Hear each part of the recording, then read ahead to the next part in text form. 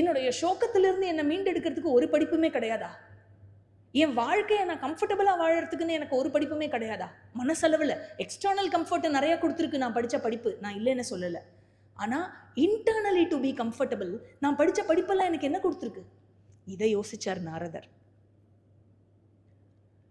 அப்புறம் சொல்றாரு, ஸ்ருதகும் ஹேவ பகவத் ரிஷேபியா தரதி சோகம் ஆத்ம விதித்தி. நான் கேட்டிருக்கேன், ஹே பகவான், நான் கேட்டிருக்கேன், கேள்விப்பட்டிருக்கேன், யாரு ஒருவன் ஆத்ம ஞானத்தை பெற்றுள்ளானோ அவன் சோகத்தை கடக்கிறான்னு கேட்டிருக்கேன்.